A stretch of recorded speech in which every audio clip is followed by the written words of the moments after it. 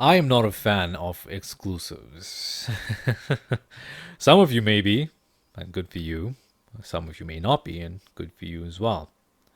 I'm not really concerned as to which camp you fall into. It's just my opinion that when it comes down to exclusives in particular, I find that it tends to stifle, or in my opinion at least, it tends to stifle the growth of the game. Not just in terms of sales, but in terms of its popularity.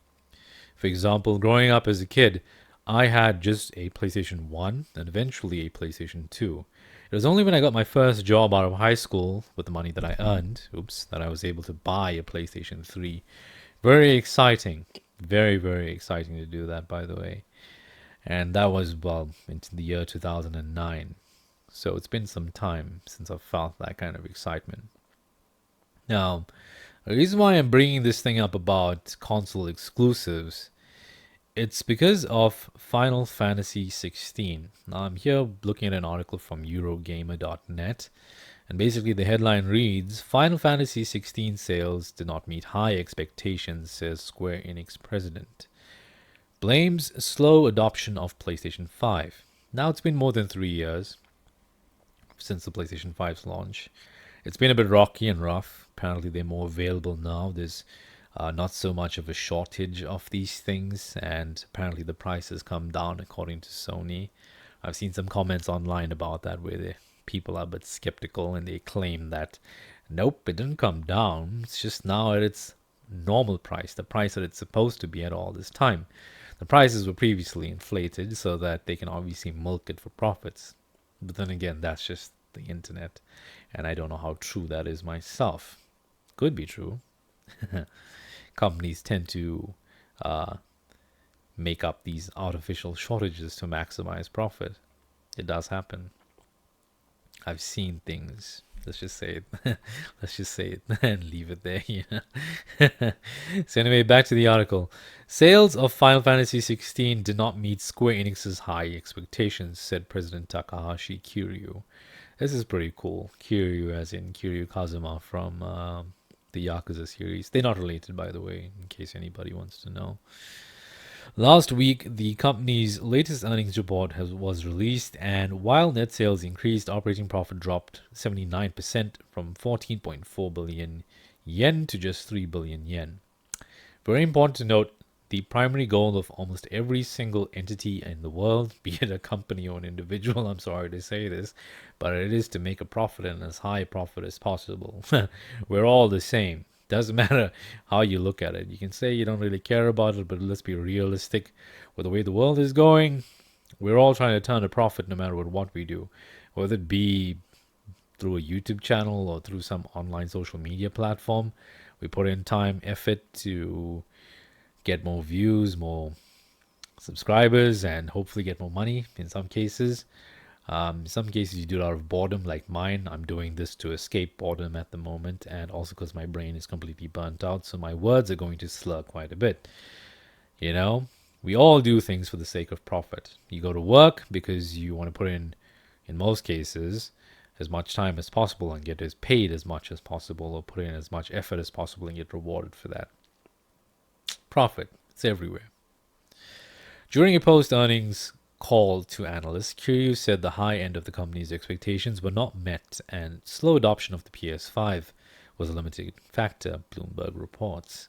And that's the thing about it. Whenever I say I hate console exclusives, this is one of the reasons for that. Not everybody has the money to go out and buy a PlayStation 5. It's been a bit rough in case anyone hasn't noticed lately. You know, economies have been collapsing here and there, taking a dive. People have been focusing primarily on necessities, which I think is the more important thing to do. Please do not starve yourself and have a PlayStation 5. You cannot eat that DualSense controller. It's just not going to taste very good. From someone who's chewed on thumbsticks as a kid, trust me, it's not very tasty. So yeah, fun story. I chewed on a thumbstick once because I tried to rip off the excess that was on it. It was falling apart already, so I had to bite into it and basically rip off the rest. I don't know why I did that, but I just did. I'm not too sure what I'm looking at on the screen over here, but that's just bizarre. Anyway, going back to the article.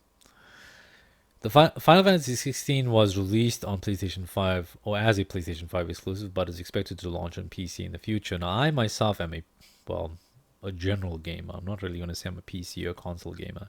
Growing up as a kid, I had a PlayStation 1 and PlayStation 2. Eventually, I got a PC and then a PS3 after I was, what? I was like after 18, so I was like, no, I just turned 18 when I got my PS3. In fact, that was year 2009, and it was my first job out of high school. Had many jobs while in high school, though. Um, but my first job out of high school, I was able to buy PS3, and yeah, fun times. Now, I hate console exclusive for this primary reason that not everybody, like I said, has the money to buy all of the console or all of the hardware out there. So you can't have an Xbox Series X and a PlayStation 5.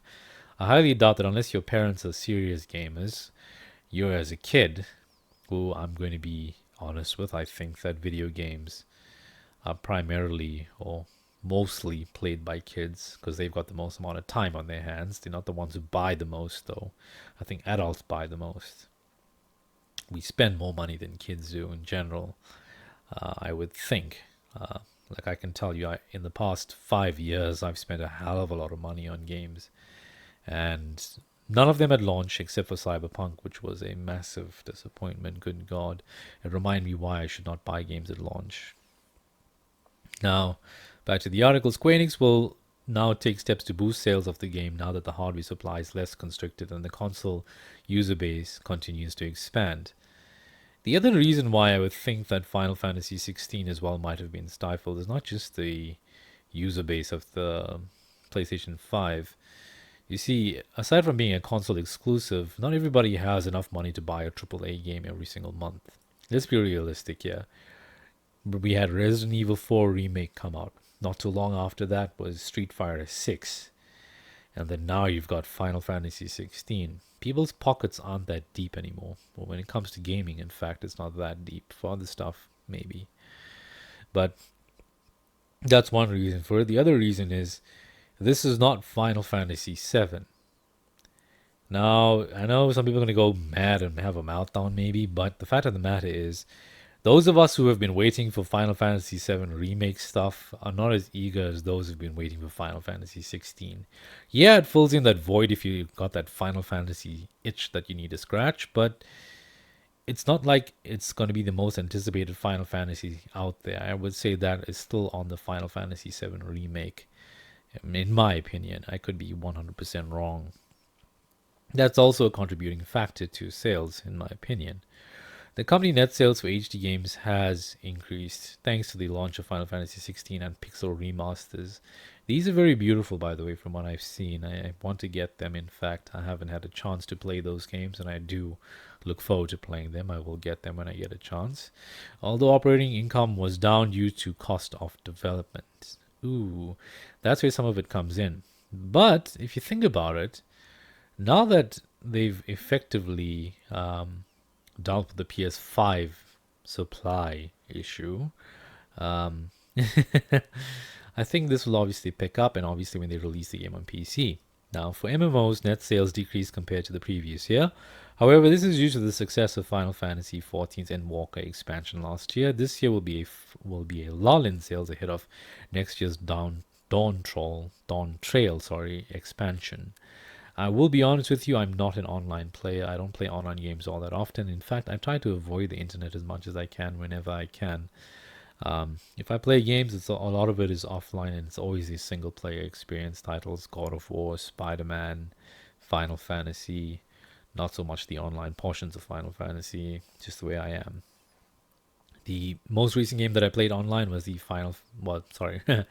Final Fantasy, was the Tekken 8 closed network test. That was fun. Most amount of time I've put into an online game since 2021. So yeah, that was a lot of fun. In a previous statement last month, Square Enix said sales of the game were extremely strong, having surpassed 3 million units worldwide in under a week. That is extremely impressive. In 1 week, they sold 3 million units. That's not a small feat. That is definitely not a small feat. Obviously, the budget that they've expended making this game is what put them under a bit when you compare the sales versus the profit and uh, development costs. Obviously, going forward, though, it's probably going to be pure profit for them. So I guess it's, to some extent, it's obviously been beneficial. Taking into consideration the sales figures of the acclaimed FF7 remake and the difference in size of the install base of the PS4 at the time of its release, that's true. I mean, Final Fantasy Remake came out basically towards the like 1/3 back end, if you want to describe it as that. I don't know how to probably put it into words. Towards, we could say, slightly toward the end of the PS4's lifespan. So by then, I think almost everybody had a PS4. Everybody that I knew of, in fact, except for just a few friends. But they were never hardcore gamers to begin with, or even gamers in general. They just had a PlayStation for the fun of having a PlayStation, not that they played all the time. At the time of its release, we can see that the attach rate for FF16 is considerably high, given the PlayStation 5 install base, said Square Enix at the time. Square Enix considers the initial sales results of FF16 to be extremely strong, and I can agree on that. I think it's pretty good. And we will continue to carry out a wide range of initiatives to encourage even more people to play the game. So they're obviously going to go a bit heavier on marketing, or probably put some other FOMO events in there, maybe. I don't know. I hope that doesn't happen. I hate FOMO type events. I don't have the time to play these limited time events online. I've missed so many of them in Final Fantasy 15. Apparently, there's a development build out there that you can get your hands on that lets you go back in time and play it. I don't know how true that is. But if I can find the development build, I will definitely give it a try. The company is infamously critical of sales and often sets inflated targets, noting earlier this year that lackluster sales were a trend across many of its games launched last year. You see, the thing is, when it comes down to AAA titles, they are not cheap to buy. Everybody has limited capital. I mean, you do get those guys who can afford to buy games in the dozens, like in buckets, in crates even, at launch. They do exist out there. But the fact of the matter is, if you're a kid in high school, you got to justify to your parent why you want Final Fantasy 16 after they've purchased you Street Fighter 6 a few weeks earlier, or even Resident Evil 4 remake not too long ago. Kind of hard to justify it. But yeah, we'll leave it over there. I'm just gonna say that console exclusive is something which I think should end. It limits the fan base of most games. I've skipped out on a lot of games because they were console exclusives back in the day, and now when I hop into them, the games are just so old and clunky that I don't want to play them. I never played any Halo games because I never had an Xbox. I just had a PlayStation 3, then I had a PlayStation 4. In 2019, I picked up an Xbox 360. I bought a ton of games that were exclusive to the console, and I can't play any of them because they're just extremely janky, they're extremely dated, and I missed out on basically what I would think at the time of their launch would have been a very good experience. Like, I'm pretty sure Halo 3, from what I understand, is a very good game. I just can't play it though. I'm sorry. For me, from with games that I've played in the modern era, it feels just clunky and janky. Surprisingly, I can play PS2 games more than I can play Xbox 360 games. So, yeah, I imagine that's obviously going to be the same as well for people who have Xbox and who have never played God of War before, or the original God of War, not so much the new one. And um, like I said, it's not a very pretty sight for a lot of people. Like, I hate the fact that a group of players get entirely left out of something which could help to grow a community around a particular title like Final Fantasy 16. I'd say the more fans you can get, the better for the IP in general, the better for sales, and the better an overall third-party developer does. Like, I hate the fact that these third-party developers, or a third-party developer like Square Enix, is basically uh, in some sort of exclusive deal with PlayStation, whether it be timed exclusive or whatever it is. I do not like that because of the fact that, like I said, I believe it stifles not only the growth of the community, of the fan base of that particular title, but also the sales of that game, which in turn affects the profits of these companies that make these games, especially if they are good games. You want those companies to turn a good profit so that they can obviously put that money back into either new IPs, to existing projects, and speed up the timeline in terms of release. Alternatively, have them work on the next sequel of Final Fantasy 17 game, which hopefully will come out before the PlayStation 6. Whatever it is, I'm just going to leave the video over there. Whatever your thoughts are, leave them in the comments down below. If you enjoyed the video, don't forget to leave a like. If you disliked it, dislike it. Do subscribe, please, if you want to keep coming back as much as I disappear periodically. I hope to see you in the next video, and until then, don't do anything that's harmful to your health, and have a good day. Goodbye.